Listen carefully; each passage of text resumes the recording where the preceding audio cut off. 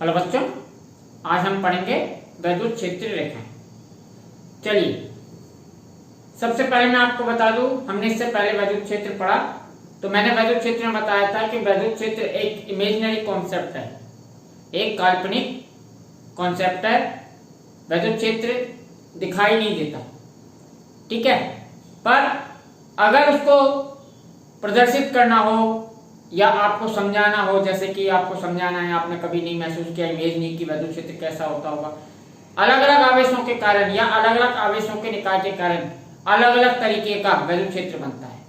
तो उस वैद्युत क्षेत्र को हम वैद्युत क्षेत्र रेखाओं की सहायता से प्रदर्शित कर सकते हैं। जैसे जैसे वैद्युत क्षेत्र रेखाएं होंगी हम कह सकते हैं वैसा है वो वैद्युत क्षेत्र है।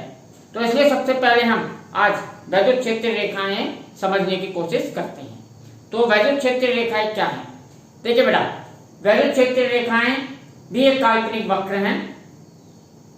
जब कोई वैद्युत क्षेत्र होता है तो वैद्युत क्षेत्र हमें मालूम है कि किसके माध्यम से बना होता है, किसी आवेश से। कोई भी वैद्युत क्षेत्र किसी आवेश से बना होता है। जब उस वैद्युत क्षेत्र में कोई और आवेश आता है तो उस पर बल लगता है। ये बातें मैं आपको पहले बता चुका हूं। तो जब वैद्युत क्षेत्र में कोई आवेश रखा जाता है तो उसके ऊपर एक बल लगता है। बल लगने की वजह से वो किसी न किसी दिशा में गति करेगा, भागेगा। तो यहाँ पर उसी कॉन्सेप्ट को यूज कर रहे हैं कि वैद्युत क्षेत्र की दिशा चेक करने के लिए हम किसका यूज करते थे? परीक्षण आवेश का। तो यहाँ पर परीक्षण आवेश की मदद से ही हम वैद्युत क्षेत्र रेखाएं खींचेंगे। तो वैद्युत क्षेत्र रेखाएं क्या होती हैं बेटा? कि जब किसी वैद्युत क्षेत्र में एक कोई परीक्षण आवेश रखा जाता है तो वैद्युत क्षेत्र के कारण उस परीक्षण आवेश के ऊपर एक बल लगता है। उस बल के कारण वो वैद्युत परीक्षण आवेश क्या है? एक पर्टिकुलर दिशा में, एक निश्चित दिशा में, जिस दिशा में उस पर बल लग रहा होगा वैद्युत क्षेत्र के कारण उस दिशा में गति करता है। जिधर जिधर वो गति करता है धनावेश, परीक्षण आवेश हमेशा धनावेश होता है। तो वो जिधर भी गति करता है हम उसी पर लाइन ड्रॉ करते चले जाते हैं। जो भी वो लाइन मिलती है, जो भी वक्र जो मिलता है, हम उसी को ही वैद्युत क्षेत्र रेखाएं कहते हैं। ठीक है, ये क्वेश्चन हमेशा एग्जाम में अक्सर कर पूछा जाता है 1 या 2 मार्क्स में कि वैद्युत क्षेत्र रेखाएं क्या हैं या वैद्युत क्षेत्र रेखाओं से आप क्या समझते हो। तो इसके लिए जब आपको लिखना होगा एग्जाम में, अब मैं इसको करेक्ट लैंग्वेज में आपको एक्सप्लेन करने जा रहा हूं। तो वैद्युत क्षेत्र रेखाएं क्या हैं? कि वैद्युत क्षेत्र रेखाएं किसी भी वैद्युत क्षेत्र में काल्पनिक सरल वक्र हैं जिनके अनुदिश एक मुक्त विलगित एकांक धनावेश स्थिर वैद्युत बल के कारण गति करता है। यानी कि मैंने कहा कि वैद्युत क्षेत्र रेखाएं किसी भी वैद्युत क्षेत्र में काल्पनिक सरल वक्र हैं। वैद्युत क्षेत्र रेखाएं किसमें है? वैद्युत क्षेत्र में। वैद्युत क्षेत्र है तो वैद्युत क्षेत्र में ही वैद्युत क्षेत्र रेखाएं होंगी। वैद्युत क्षेत्र है नहीं तो कोई वैद्युत क्षेत्र रेखाएं होंगी ही नहीं। ठीक है ना? चलिए, तो वैद्युत क्षेत्र रेखाएं किसी भी वैद्युत क्षेत्र में काल्पनिक सरल वक्र है। ये सरल वक्र हैं, अचानक से डायरेक्शन वगैरह नहीं मोड़ेंगी, एक स्मूथ कर्व होगी, सरल। ठीक है, वक्र मतलब कर्व, कोई भी शेप बन सकती है। लाइन का मतलब, रेखा का मतलब आप इसे कोई स्ट्रेट लाइन या सरल रेखा से मत लीजिएगा। ठीक है ना? ये कोई सरल वक्र है, किसी भी शेप में हो सकती है। ठीक है, जिनके अनुदिश यानी जिनके अनुदिश कौन चलता है? जिनके अनुदिश एक मुक्त का मतलब फ्री रहे, विलगित आइसोलेट, किसी और के कांटेक्ट में ना हो, यूनिट पॉजिटिव एकांक धनावेश यानी कोई एकांक धनावेश जो कि फ्री है और विलगित है, जो किसी और के कांटेक्ट में नहीं है, ऐसा धनावेश। इस धनावेश को हमने नाम दिया था परीक्षण आवेश। हम पहले पढ़ चुके हैं वैद्युत क्षेत्र की दिशा ज्ञात करने के लिए परीक्षण आवेश हमेशा धनात्मक होता है। तो आप मुक्त और विलगित इस्तेमाल करें या ना करें, पर एकांक धनावेश से भी आपका काम चल जाएगा। तो कोई भी एकांक धनावेश यानी परीक्षण आवेश स्थिर वैद्युत बल के कारण जिस ओर गति करता है उसी तरफ वही वैद्युत क्षेत्र रेखाएं होती है। यानी वैद्युत क्षेत्र रेखाएं क्या है? ये भी काल्पनिक है। ठीक है, वैद्युत क्षेत्र भी काल्पनिक था, ये भी काल्पनिक है। वैद्युत क्षेत्र को प्रदर्शित करने के लिए हम क्या करते हैं, कोई एकांक धनावेश या कहीं परीक्षण आवेश लेते हैं। उस परीक्षण आवेश पर वैद्युत क्षेत्र के कारण जिधर बल लगेगा वो परीक्षण आवेश उसी के अनुदिश वो जिस बल लगेगा उस तरफ गति करेगा, जिस तरफ गति करेगा वहीं पर हम वैद्युत क्षेत्र रेखाएं ड्रॉ कर सकते हैं। तो हमें क्या मिल जाएगी, वैद्युत क्षेत्र रेखाएं। देखिएगा बेटा, आप लोगों ने 10th क्लास में एक चीज पढ़ चुके हैं, वो चुंबकीय क्षेत्र रेखा। चुंबकीय क्षेत्र रेखाओं के समय पर मैं आपको थोड़ा सा रिकॉल कर देता हूं। चुंबकीय क्षेत्र रेखाओं का पैटर्न आपने या चुंबकीय क्षेत्र का पैटर्न किस तरीके से बनाया था मैं आपको बताता हूं।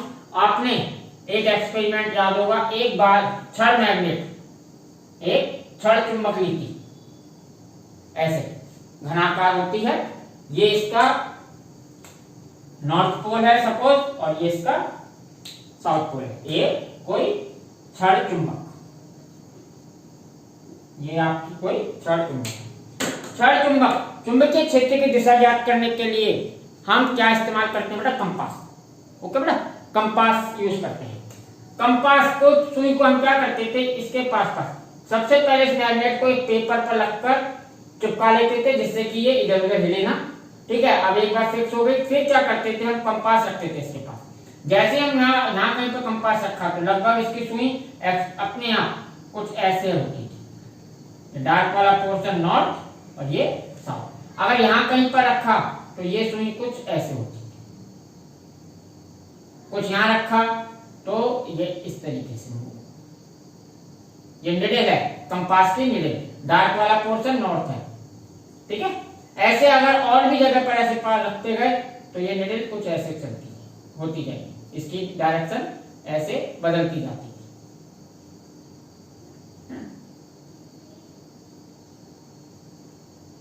और कुछ यहां रखा तो कुछ ऐसे हो गई नॉर्थ, यहां रखा तो कुछ ऐसे हो गई।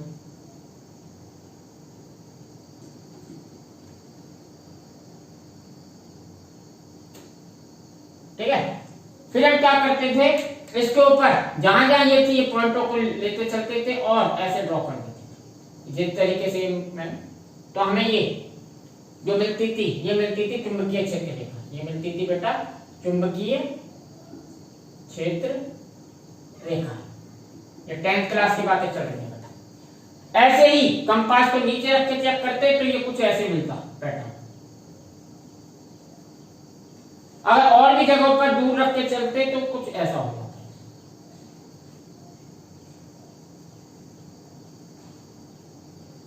ठीक है,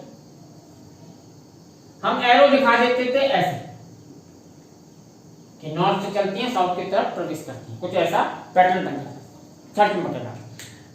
तो 10th क्लास में बेटा चुंबकीय क्षेत्र इसलिए लिया गया था क्योंकि इस एक्सपेरिमेंट को हम प्रैक्टिकली कर सकते थे। चुंबक भी ले सकते हैं, कंपास भी ले सकते हैं, इस प्रैक्टिकल को हम कर सकते, क्या किया ही था हमने 10th क्लास में। तो इससे ये जो ड्रॉ हुई थी चुंबकीय क्षेत्र रेखाएं, हमें पता चल गया था कि छड़ चुंबक के कारण चुंबकीय क्षेत्र ऐसा होगा। अलग अलग चुंबक के लिए अलग अलग चुंबकीय क्षेत्र हो सकता है, ऐसे ही अलग अलग आवेशों के लिए अलग अलग वैद्युत क्षेत्र होगा। तो चुंबकीय क्षेत्र रेखाएं इस तरीके से ड्रॉ की थी। 10th क्लास में इसलिए ली गई थी क्योंकि प्रैक्टिकली से कर सकते थे। वैद्युत क्षेत्र इसलिए नहीं लिया गया था बेटा कि आवेश को ना तो किसी ने देखा है ना टच किया जा सकता है, तो उसके एक्सपेरिमेंट आपको प्रैक्टिकली नहीं किए जा सकते। तो ये आपको बेटा इमेजिनेशन में ही समझना होगा। इसका कोई एक्सपेरिमेंट ना तो आपने कभी देखा है ना कभी देख पाओगे, सिर्फ आपको ये इमेजिनेशन में ही समझना होगा कि कैसे आवेश है, आवेश की वजह से परीक्षण आवेश कैसा मूव करता होगा, ये सब चीजें। तो इस चीज की अभी जरूरत नहीं है, ये सिर्फ मैंने आपके रिकॉल के लिए किया था। अब हम अपना टॉपिक पर आते हैं। चलिए अब हम आते हैं वैद्युत क्षेत्र रेखाओं के कुछ पैटर्न पर कि कैसे खींची जाती है, मैं आपको बताता हूं।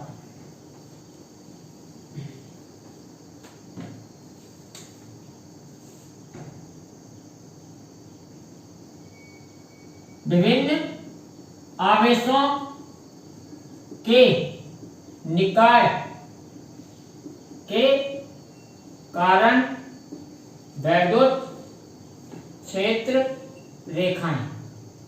चलिए हम अलग अलग आवेशों के कारण देखते हैं कि कैसा वैद्युत क्षेत्र रेखाएं होती होंगी, कैसे खींची जाती हैं। तो सबसे पहले कोई धन आवेशित बिंदु आवेश,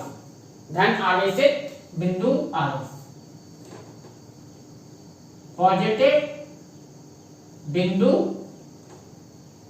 आवेश। बेटा ये बिंदु आवेश। अब बिंदु आवेश के कारण वैद्युत क्षेत्र रेखाएं कैसे खींचेंगे? तो वैद्युत क्षेत्र रेखा खींचने के लिए मैंने क्या कहा था आपसे कि कोई भी एकाग्र धन आवेश, या कहते हैं उसे परीक्षण आवेश लीजिए। अगर परीक्षण आवेश को मैं यहां रखता हूं, परीक्षण आवेश हमेशा कैसा होता है? धनात्मक। ये भी कैसा है? धनात्मक को क्या करेगा? प्रतिकर्षक। तो ये क्या करेगा बेटा? ऊपर। ये इस आवेश को किधर करेगा? ऊपर, ऐसे बढ़ा देगा, बाहर की ओर। तो इसके कारण वैद्युत क्षेत्र रेखा ऐसे करनी होगी।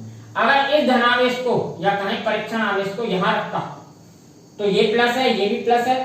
परीक्षण आवेश हमेशा धनात्मक होता है, तो ये कुछ इसे ऐसे बाहर भगा देता, एरो कर दिया। जिधर मूव कर रहा है, जिधर गति कर रहा है आवेश, परीक्षण आवेश, उसी तरफ एरो कर दिया। अगर मैं यहां रखता तो ये किधर जाता? ऐसे बाहर की ओर। यहां कहीं पर रखता आवेश को, परीक्षण आवेश को, तो ये किधर जाता? नीचे। तो इस तरीके से अलग अलग पॉइंटों पर रखकर हम चेक करते हैं। अगर मैं यहां पर रख के चेक करूं,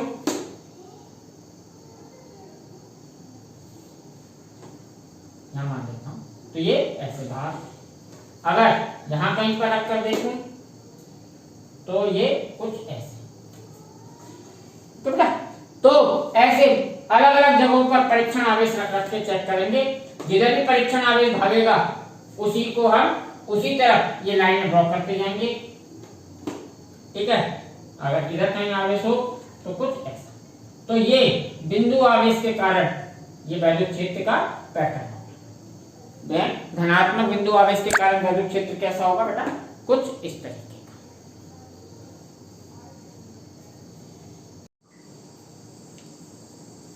चलिए बच्चों, इसे और समझते हैं। अभी ये बेटा डायग्राम में आपको 2D में दिखाई दे रहा होगा। ये क्या है? 2D में।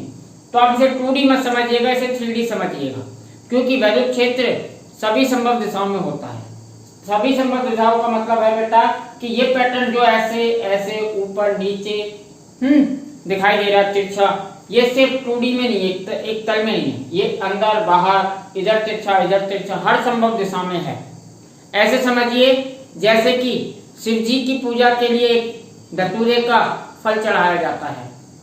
वो धतूरे का फल गोल होता है, गोलेकार होता है, और उसमें उसके सतह पर हर तरफ कांटे निकले होते हैं, हर तरफ। इसको दूसरी वे में भी समझ सकते हैं, जैसे आजकल कोरोना वायरस चल रहा है, तो कोरोना वायरस में एक गोला होता है, उस गोले से कांटे निकले होते हैं चारों तरफ, हर तरफ। वही ऐसा समझिए कि हर संभव दिशाओं में ये कांटे निकले हुए, और ये कांटे कहां तक जाएंगे बेटा? ये विद्युत क्षेत्र रेखा कहां तक जा रही है? अनंत तक। ये कहीं पर खत्म नहीं हो रही है, आप समझिएगा ये कहां तक जा रही है? अनंत तक। ठीक है? तो इस पैटर्न को कहते हैं त्रिज्यीय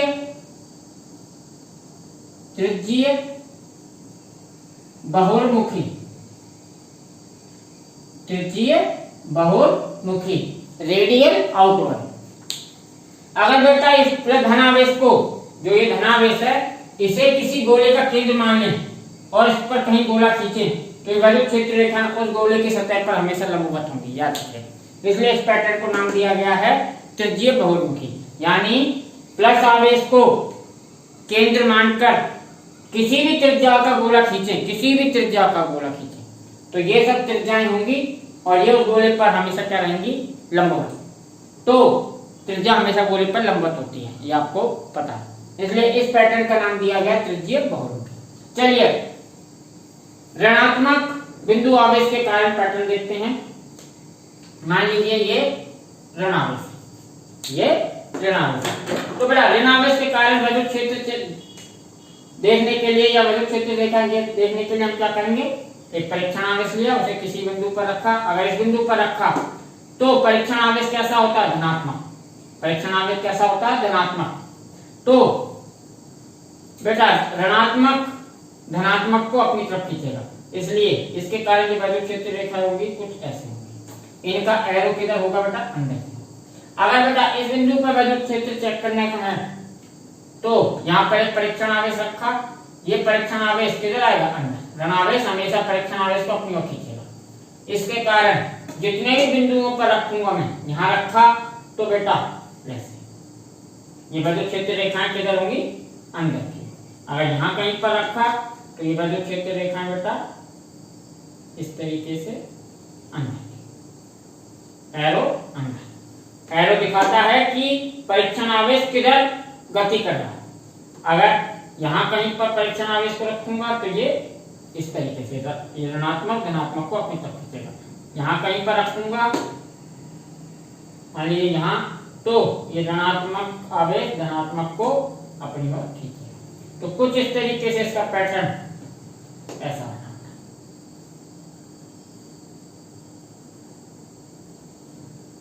ये मैंने कुछ रेखाएं खींची हुई हैं। ऋणात्मक के कारण भी बिल्कुल धनात्मक जैसा बना, बस एरो चेंज है। ऋणात्मक में बाहर की ओर था, वो सॉरी धनात्मक में बाहर की ओर था, ऋणात्मक में ये रेखाएं कहाँ हैं? अंदर की ओर।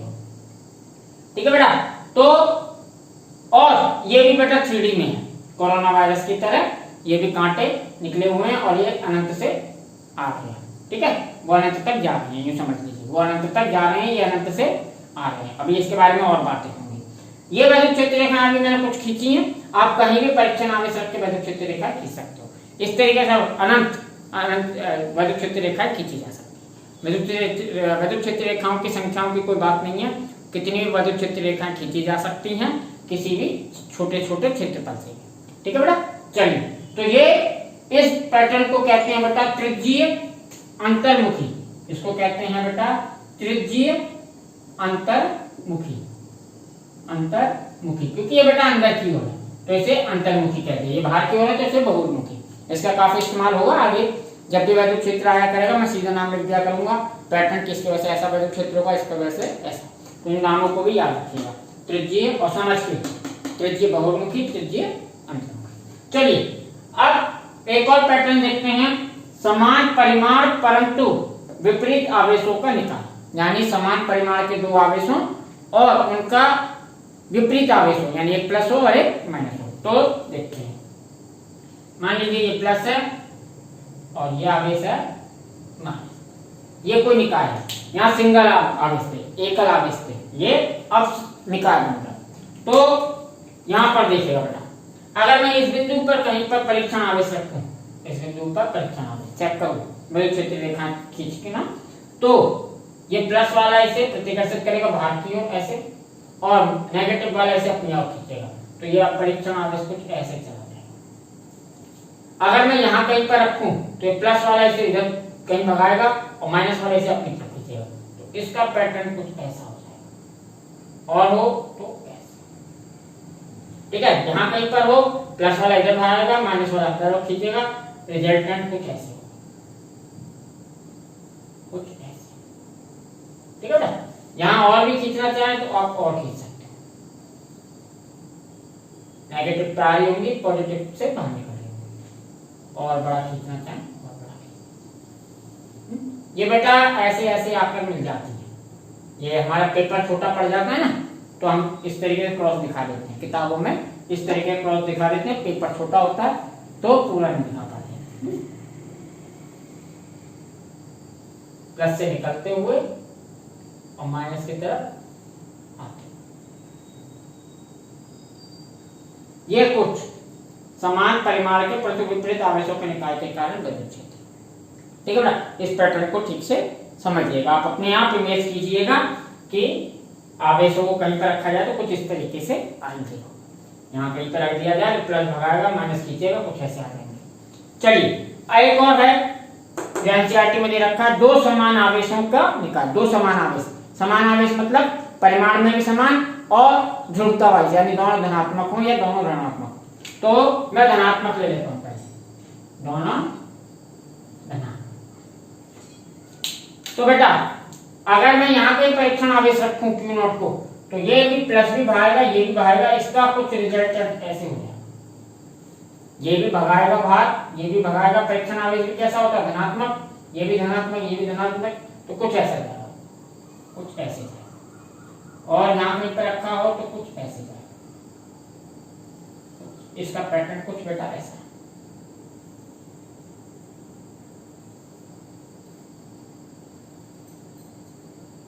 इसका पैटर्न बेटा कुछ ऐसा, और बनाए ऐसे बाहर जा रही होंगी ऐसे। बुक में और अच्छा डायग्राम बनाए, एक बार आप फॉलो कर सकते हैं एनसीईआरटी बुक है, उसमें सुंदर सुंदर डायग्राम बने हुए हैं, एक बार चेक कर सकते हैं। ठीक है, यहाँ भी इनफाइनाइट नंबर्स ऑफ लाइंस खींची जा सकती हैं, अनंत खींची जा सकती है, कितनी भी खींच दीजिए है।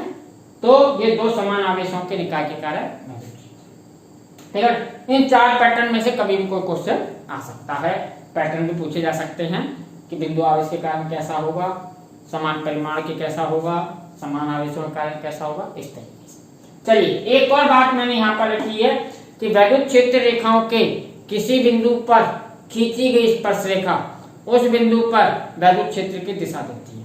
यानी ये इंपॉर्टेंट पॉइंट है, अगर किसी बिंदु पर देखिए बेटा, यहाँ पर वैद्युत क्षेत्र रेखा वक्र है, यहाँ स्ट्रेट लाइन थी, तो इनको अभी छोड़ते हैं, यहाँ पर डिस्कस करते हैं। यहाँ के प्रत्येक बिंदु पर वैद्युत क्षेत्र की दिशा अलग अलग है, याद रखिएगा। अब ये वैद्युत क्षेत्र की दिशा अलग अलग कैसे निकलेगी, ये हमें जिस बिंदु पर भी वैद्युत क्षेत्र की दिशा ज्ञात करनी है, हम उस बिंदु पर हम स्पर्श रेखा खींच देंगे, वो स्पर्श रेखा ही हमें उस बिंदु पर वैद्युत क्षेत्र की दिशा देगी। जैसे मान लीजिए मुझे इस बिंदु पर वैद्युत क्षेत्र की दिशा ज्ञात करनी है, तो मैं क्या करूंगा, इस बिंदु पर एक स्पर्श रेखा खींचूंगा, स्पर्श रेखा मतलब इसको स्पर्श करते हुए जाए, तो इसको स्पर्श ऐसे किया, इस स्पर्श रेखा को एरो ये वाला दूंगा, जिधर ये वाला एरो होगा वही ये, तो बेटा इस बिंदु पर वैद्युत क्षेत्र की दिशा ये होगी, यही वैद्युत क्षेत्र की दिशा मानी जाएगी। ठीक है, अगर कोई और बिंदु हो, मान लो इसी पर ये पर बिंदु दूसरे बिंदु पर पूछी जाए, तो यहाँ पर दूसरी तरीके की स्पर्श रेखा खींची जाएगी, तो इस बिंदु पर वैद्युत क्षेत्र अलग माना जाएगा, इस बिंदु पर वैद्युत क्षेत्र ई, अलग नाम दे दिया मैंने E1 E2, सेम नहीं दे सकता था। तो इस तरीके से आप किसी बिंदु पर वैद्युत क्षेत्र की दिशा ज्ञात कर सकते हो। अगर इस बिंदु पर ज्ञात करनी होती तो इस बिंदु पर स्पर्श रेखा खींचता मैं ऐसे, ये इस बिंदु पर वैद्युत क्षेत्र की दिशा होगी, ऐसे किसी बिंदु पर आप स्पर्श रेखा खींचिएगा, उस बिंदु पर वो वैद्युत क्षेत्र की दिशा देगी। ठीक है ना बेटा, तो ये कॉन्सेप्ट भी इंपॉर्टेंट है। अब दोनों बातें पता चल गई हैं आपको। वैद्युत क्षेत्र रेखाएं क्या हैं, वैद्युत क्षेत्र रेखा हैं किसी भी वैद्युत क्षेत्र में वो काल्पनिक वक्र होती हैं जिनके अनुदिश कोई एकांक धनावेश स्थिर वैद्युत बल के कारण गति करता है, वही वैद्युत क्षेत्र रेखाएं होती हैं। वैद्युत क्षेत्र रेखाओं के किसी बिंदु पर खींची गई स्पर्श रेखा उस बिंदु पर वैद्युत क्षेत्र की दिशा देती है। अलग अलग बिंदु पर वैद्युत क्षेत्र की दिशा अलग भी हो सकती है, कुछ बिंदुओं पर एक जैसी भी हो सकती है, कुछ क्षेत्र ऐसे भी बनेंगे एक समान वैद्युत क्षेत्र जैसे, जिसमें सभी बिंदुओं पर वैद्युत क्षेत्र की दिशा एक ही होगी, परिमाण भी सेम होगा, उसको भी मैं आज इसी टॉपिक में पढ़ाऊंगा। चलिए अभी इसको कंप्लीट करते हैं। अभी एक और इम्पोर्टेंट चीज है, ये तो हमेशा एक मार्क्स में आता ही आता है, इसी में से कि थ्योरी आएगी कि क्या है वैद्युत क्षेत्र रेखाएं क्या हैं, ठीक है, या वैद्युत क्षेत्र रेखाओं का कोई भी पैटर्न पूछ सकते हैं। इसके बाद एक और इम्पोर्टेंट बात है जो अक्सर पूछी जाती है, वैद्युत क्षेत्र रेखाओं की विशेषताएं, वैद्युत क्षेत्र रेखाओं की विशेषताएं। तो अब वैद्युत क्षेत्र रेखाओं की विशेषताएं पढ़ते हैं। तो बेटा इसके लिए मैं थोड़ा सा ऊपर से रफ करता हूं।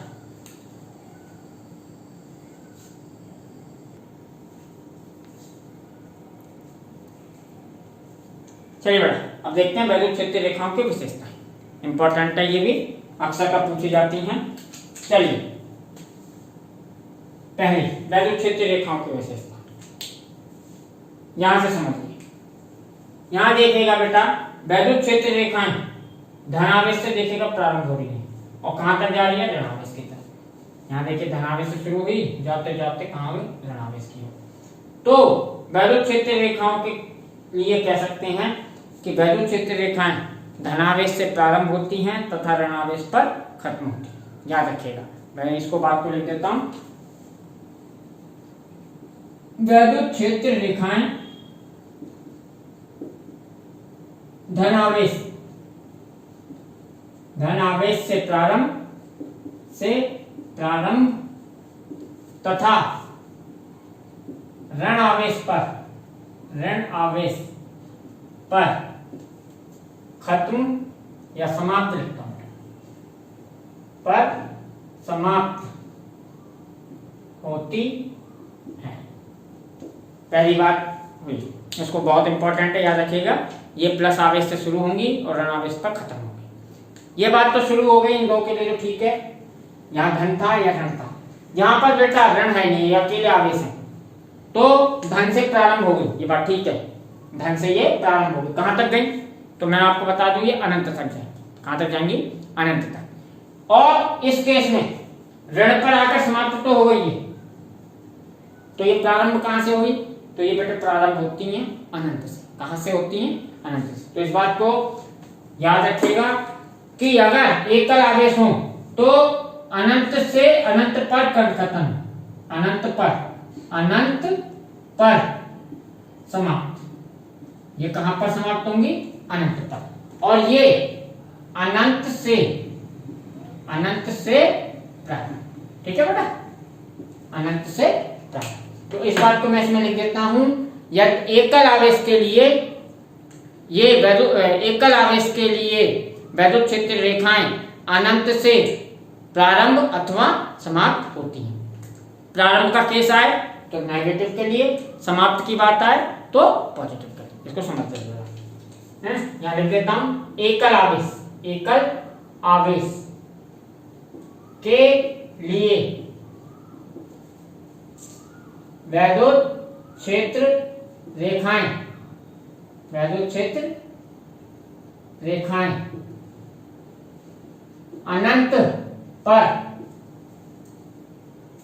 अनंत से प्रारंभ अथवा समाप्त होती है। अथवा लगा दिया बेटा, आप खुद समझ जाइएगा। अगर प्लस चार्ज होगा तो अनंत पर समाप्त होंगी, ऋणात्मक चार्ज हो आवेश होगा तो अनंत से प्रारंभ, ठीक है ना? ठीक है, तो ये इंपॉर्टेंट पॉइंट है, याद रखिएगा। सेकंड पॉइंट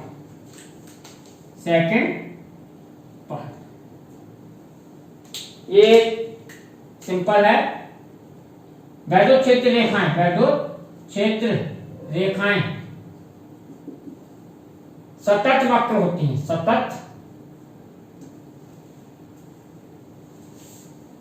वैद्युत क्षेत्र रेखाएं सतत वक्र, यानी इसको कंटिन्यूअस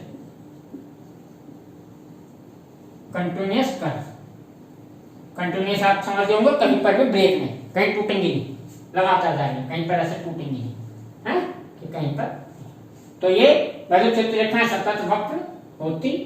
ये बेटा सभी वैद्युत क्षेत्र, ये सभी क्षेत्र रेखाओं के लिए सही है। 3 तरीके की क्षेत्र रेखाएं होंगी, वैद्युत क्षेत्र रेखाएं, वैसे ही चुंबकीय क्षेत्र रेखाएं भी होंगी और गुरुत्वाकर्षण क्षेत्र रेखाएं भी कह सकते हो। 3 क्षेत्र हैं, तो ये बात तो तीनों के लिए सही है। पर अभी हम वैद्युत क्षेत्र पढ़ रहे हैं तो वैद्युत क्षेत्र पर फोकस कीजिए, ठीक है? चलिए, ये पॉइंट बनता है। तीसरा पॉइंट, ये इंपॉर्टेंट है।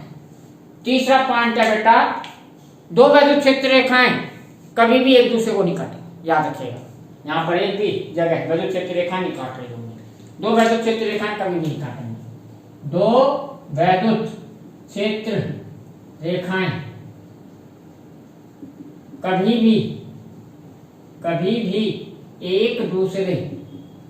कभी भी एक दूसरे को नहीं काटती हैं। 2 वैद्युत क्षेत्र रेखाएं कभी भी एक दूसरे को नहीं काटेंगे। ये भी बात सभी क्षेत्र रेखाओं के लिए सत्य है, चाहे वो चुंबकीय क्षेत्र रेखाएं हो, चाहे वो गुरुत्वाकर्षण क्षेत्र रेखा हो। चलिए, वैद्युत क्षेत्र रेखाओं के लिए बात करते हैं। वैद्युत क्षेत्र रेखाएं 2 कभी भी नहीं काटेंगी। ये अक्सर का क्वेश्चन भी पूछ लिया जाता है कि 2 क्षेत्र रेखाएं, 2 वैद्युत क्षेत्र रेखाएं एक दूसरे को क्यों नहीं काटती। अक्सर कर पूछा गया, काफी ईयर्स में आया हुआ है। तो इसका आंसर भी मैं लिखता हूं, पहले आपको बताता हूं कि अगर 2 क्षेत्र रेखाएं एक बिंदु पर काट जाएंगी तो एक बिंदु पर बेटा 2 स्पर्श रेखा खींची जा सकेगी। जैसे यहाँ एक खींची जा रही थी उस बिंदु पर दो खींची जा सकेंगी। दो स्पर्श रेखा का मतलब उस बिंदु पर वैद्युत क्षेत्र की दो दिशाएं, उस बिंदु पर दो दिशाएं, जो कि संभव नहीं होती। इसलिए हमारा कॉन्सेप्ट क्या हो जाएगा, गलत। तो ये लिया गया है कि वैद्युत क्षेत्र रेखाएं कभी भी एक दूसरे को नहीं काटेंगी, ऐसे समझिए। ये कोई एक वैद्युत क्षेत्र रेखा है, ठीक है, और एक और वैद्युत क्षेत्र रेखा खींच देता हूं जो इसे काट रही है। ये दो वैद्युत क्षेत्र रेखाएं थी और ये इनका कटान बिंदु होगा। ये क्या हो गया, कटान बिंदु। यहां लिख देता हूं कटान बिंदु, यानी यहां पर ये काट दें। तो काटने वाली जगह पर अगर मैं टेंजेंट खींचूं, टेंजेंट यानी स्पर्श रेखा, तो बेटा दो स्पर्श रेखा खींच जाएंगे। देखिए रेड वाले के लिए ये स्पर्श रेखा कैसे खींचेगी, कुछ ऐसे, रेड वाले पर इसके डायरेक्शन सपोज इवन मान लेता हूं, और ब्लैक वाले के लिए स्पर्श रेखा कैसे खींचेगी, कुछ ऐसे टच करते हो। अब एक बिंदु पर बेटा दो वैद्युत क्षेत्र की दिशाएं होगी, दो वैद्युत क्षेत्र की दिशा, जो कि संभव नहीं है। यो समझ लीजिए, इस बिंदु पर आवेश रखूं तो वो दो दिशाओं में थोड़ी ना भागेगा। वैद्युत क्षेत्र रेखाओं की दिशा क्या होती है, परीक्षण आवेश जहां भागे। तो इस बिंदु पर अगर परीक्षण आवेश को रखा जाएगा तो वो दो दिशाओं में थोड़ी ना भागेगा, एक ही दिशा में भाग सकता है। तो ये बात गलत हो जाएगी, दो दिशाएं हैं तो ये बात गलत होती है। इसलिए मैं लिख देता हूं,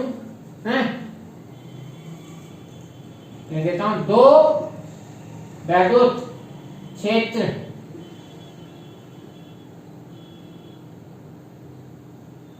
की दिशाएं संभव नहीं होती, ठीक है बेटा। वैद्युत क्षेत्र की दो दिशाएं संभव नहीं, ठीक है। किस पर, कटान बिंदु। एक बिंदु पर दो वैद्युत क्षेत्र की दिशाएं संभव नहीं, इसलिए कभी भी नहीं काटेंगे। इस आंसर को मैं लिख देता हूं, क्योंकि क्या होगा बेटा, क्योंकि कटान बिंदु पर दो स्पर्श रेखाएं खींची जा सकेंगी या सकती हैं, जो कि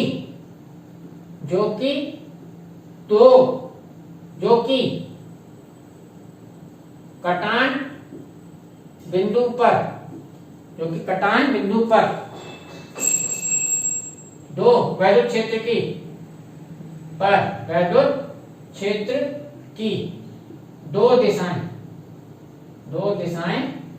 प्रदर्शित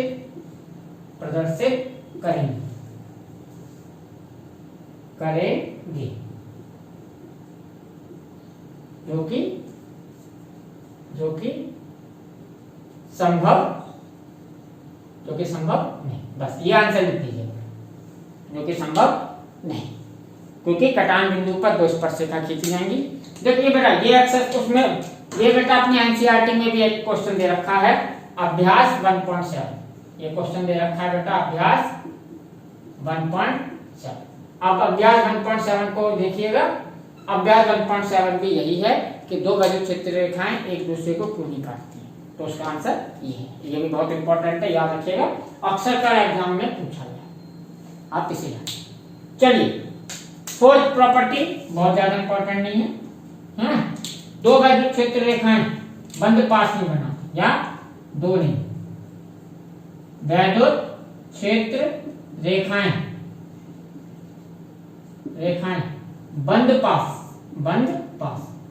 का मतलब होता है क्लोज्ड लूप, यानी जिसका अंत ना हो, बंद हो, क्लोज लूप नहीं बनाती,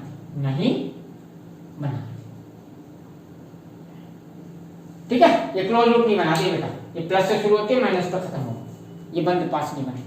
बंद पास चुंबकीय क्षेत्र रेखा बनाती है, मैं आपको बता दूं, इसे हम 4th चैप्टर में पढ़ेंगे और अच्छे तरीके से चुंबकीय क्षेत्र रेखाओं को। तब इन वैद्युत क्षेत्र रेखाओं की और चुंबकीय क्षेत्र रेखाओं की तुलना भी करेंगे कि इनमें क्या अंतर है। अभी आप वैद्युत क्षेत्र रेखाओं की समझिए। तो वैद्युत क्षेत्र रेखाओं की क्या विशेषता निकली, पहली ये धनावेश से शुरू होती हैं, ऋणावेश पर खत्म होती हैं।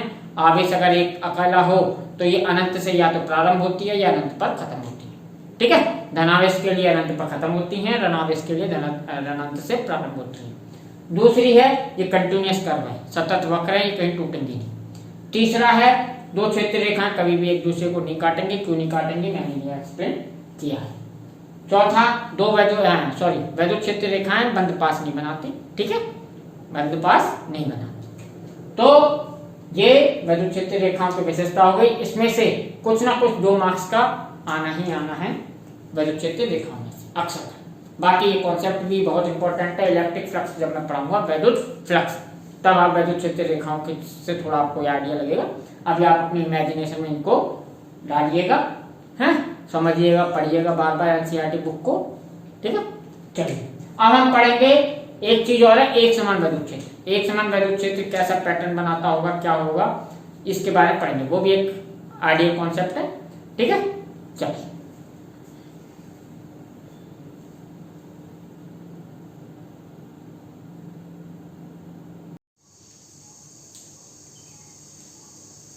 चलिए बच्चों, अब देखते हैं एक समान वैद्युत क्षेत्र। एक समान वैद्युत क्षेत्र ये वर्ड आपका काफी सारे न्यूमेरिकल्स में और कई डेरिवेशंस में बार बार आएगा, एक समान वैद्युत क्षेत्र। चलिए तो इसको देखते हैं, एक समान वैद्युत क्षेत्र क्या होता है।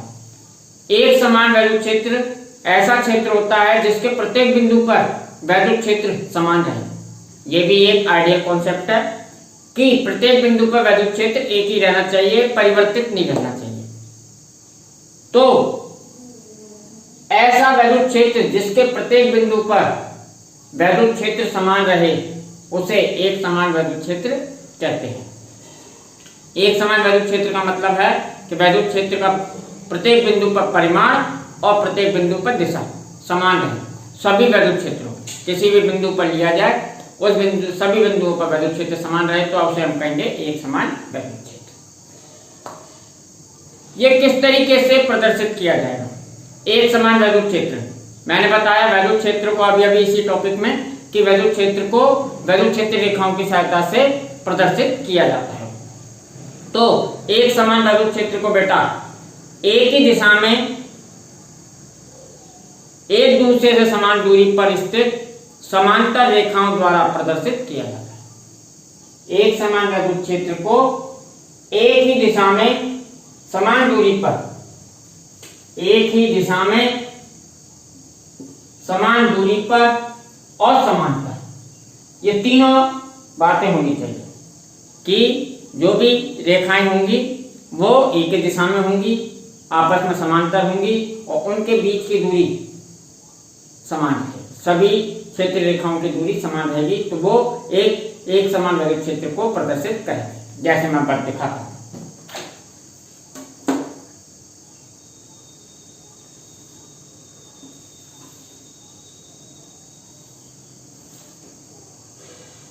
जब ये तीनों कंडीशन फॉलो होंगी तो उस क्षेत्र को हम एक समान वैद्युत क्षेत्र कहेंगे। ये बेटा काफी सारे डेरिवेशंस वगैरह में यूज आएगा कि एक समान वैद्युत क्षेत्र। आप लोगों ने 10th में भी पढ़ा होगा एक समान चुंबकीय क्षेत्र। जब आपने धारा जनित्र एसी जनरेटर, डीसी जनरेटर वगैरह पढ़े होंगे तो उसमें आर्मेचर को एक समान चुंबकीय क्षेत्र में घुमाते थे। तो एक समान वर्ड आपने पहले भी पढ़ा होगा, उस समय भी आपको बताया गया होगा, पर मैं आपको सिर्फ रिकॉल के लिए बता देता हूं। एक समान, एक ही दिशा में, ये सभी एक ही दिशा में है।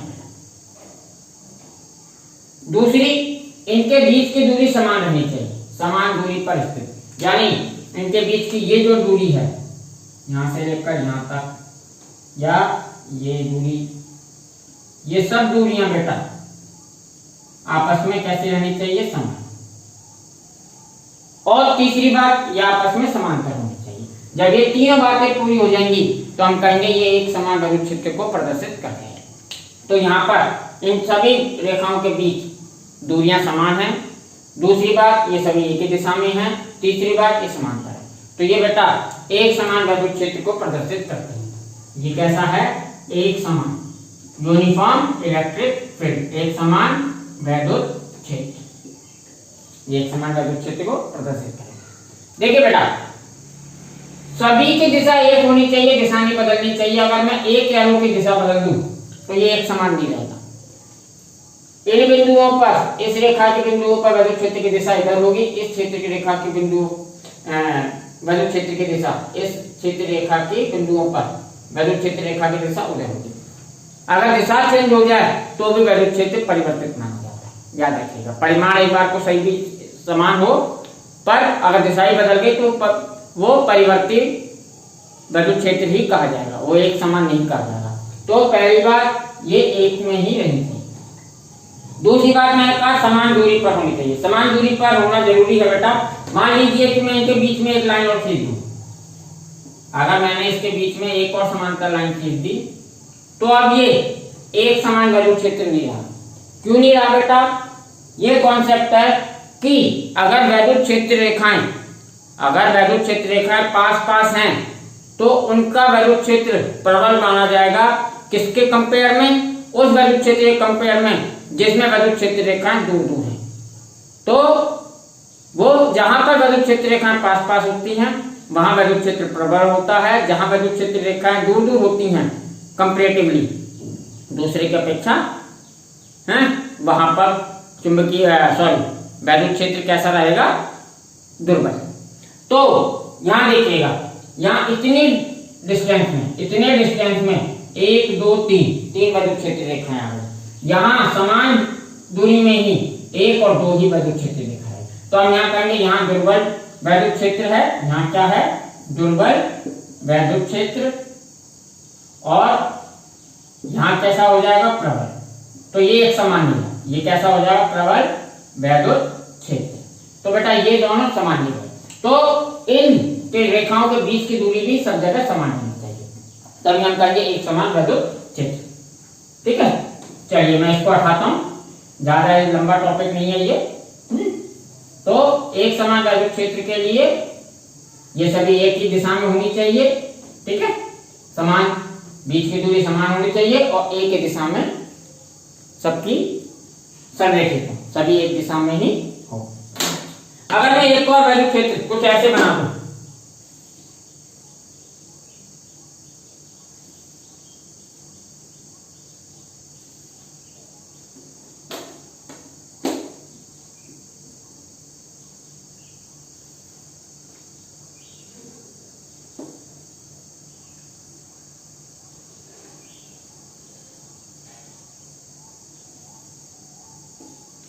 कुछ ऐसा बनाया और सबके एरो ऐसे करें ऊपर। ठीक है, तो इसमें भी देखिएगा ये सभी रेखाएं एक ही दिशा में है, एक ही दिशा में। दूसरी समान दूरी पर है, सबकी दूरी समान है। ठीक है, मान लीजिए ये सबकी दूरी समान है। तीसरी बात, ये एक दूसरे के समांतर है। तो ये भी बेटा कैसा होगा? एक समान वैद्युत क्षेत्र। ठीक है, तो एक समान वैद्युत क्षेत्र इस प्रकार से प्रदर्शित किया जाता है, एक ही दिशा में समान दूरी पर स्थित समांतर रेखाओं द्वारा। अगर मैं कोऑर्डिनेट एक्सिस खींच दूं,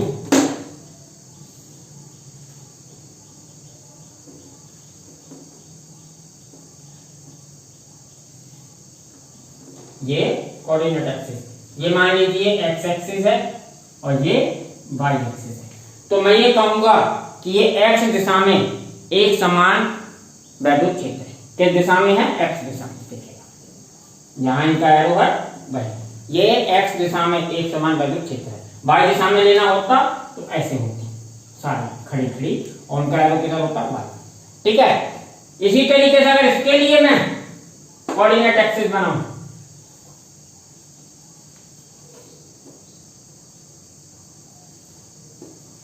ये मान लीजिए x और ये y। तो मान लीजिए ये एंगल कितना है? ये एंगल लगभग मुझे 60 के आसपास दिखाई दे रहा है। तो ये 60 बना दो। तो मैं इस वैद्युत क्षेत्र को कहूंगा x एक्सिस से 60 कोण बनाते हुए वैद्युत क्षेत्र। ये एक्स एक्सिस से कितने पर कोण है, कितने पर वैद्युत क्षेत्र है, 60 पर। तो इस तरीके से वैद्युत क्षेत्र किसी भी दिशा में बनाया जा सकता है, एक समान वैद्युत क्षेत्र है, पर कंडीशन ये रहेंगी सभी रेखा समांतर होंगी, इक्वल डिस्टेंस यानी समान दूरी पर होंगी और एक ही दिशा में संरेखित होंगी, तो उसे हम कहेंगे एक समान वैद्युत क्षेत्र। ठीक है बेटा, ये बार बार आएगा इसलिए मैंने थोड़ा सा आपको बता दिया, इसे याद रखिएगा, हैं? ठीक है। अब इसके बाद हम पढ़ेंगे वैद्युत द्विध्रुव। नॉर्मली मुझे वैद्युत क्षेत्र रेखाओं के बाद स्टार्ट करना होता है वैद्युत फ्लक्स, पर पहले वैद्युत द्विध्रुव पढ़ेंगे, उसमें वैद्युत फ्लक्स का कोई उपयोग नहीं है, इसलिए पहले वैद्युत द्विध्रुव पढ़ेंगे, 2 लेक्चर का टॉपिक है। फिर उसके बाद हम वैद्युत फ्लक्स और गॉस लॉ पढ़ेंगे। ठीक है, गॉस लॉ में वैद्युत फ्लक्स का उपयोग होगा, इसलिए वैद्युत फ्लक्स तब पढ़ेंगे। तो पहले हम आप स्टार्ट करेंगे, इसके बाद नेक्स्ट लेक्चर में वैद्युत द्विध्रुव। ठीक है।